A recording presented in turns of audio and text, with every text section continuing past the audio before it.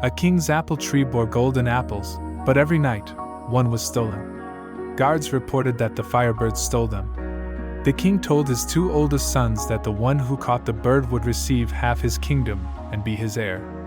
They drew lots to see who would be first, but both fell asleep. They tried to claim it had not come, but it had stolen an apple. Finally, Ivan Tsarevich, the youngest son, asked to try. His father was reluctant because of his youth but consented. Ivan remained awake the entire time, and upon seeing the bird, tried to catch it by the tail. Unfortunately, Ivan only managed to grasp one feather. The Firebird did not return, but the king longed for the bird. He said that still, whoever caught it would have half his kingdom and be his heir. The older brothers set out.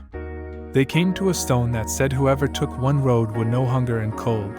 Whoever took the second would live, though his horse would die, and whoever took the third would die, though his horse would live. They did not know which way to take, and so took up an idle life. Ivan begged to be allowed to go until his father yielded. He took the second road, and a wolf ate his horse. He walked until he was exhausted, and the wolf offered to carry him. It brought him to the garden where the Firebird was and told him to take it out without touching its golden cage. The prince went in, but thought it was a great pity not to take the cage. But when he touched it, bells rang, waking everyone, and he was captured. He told his story, and the first king said he could have had it for the asking, but he could be spared now only if he could present the king with the horse with the golden mane. He met the wolf and admitted to his disobedience. It carried him to the kingdom and stables where he could get the horse and warned him against the golden bridle. Its beauty tempted him, and he touched it, and instruments of brass sounded. He was captured, and the second king told him that if he had come with the word, he would have given him the horse. But now he would be spared only if he brought him Helen the Beautiful to be his wife. Ivan went back to the wolf, confessed, and was brought to her castle. The wolf carried her off, but Ivan was able to assuage her fears. Ivan brought her back to the second king, but wept because they had come to love each other. The wolf turned itself into the form of the princess, and had Ivan exchange it for the horse with the golden mane. Ivan and Helen rode off on the horse. The wolf escaped the king.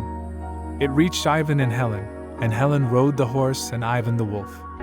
Ivan asked the wolf to become like the horse and let him exchange it for the Firebird, so that he could keep the horse as well. The wolf agreed, the exchange was done, and Ivan returned to his own kingdom with Helen, the horse, and the Firebird. The wolf said its service was done when they returned to where it had eaten Ivan's horse. Ivan dismounted and lamented their parting. They went on for a time and slept. His older brothers found them, killed Ivan, sliced his body to pieces, and told Helen that they would kill her if she would not say that they had fairly won the horse, the Firebird, and her. They brought them to their father, and the second son received half the kingdom, and the oldest was to marry Helen. The gray wolf found Ivan's body and caught 2 fledgling crows that would have eaten it. Their mother pleaded for them, and the wolf sent her to fetch the water of death, which restored the body, and the water of life, which revived him. The wolf carried him to the wedding in time to stop it.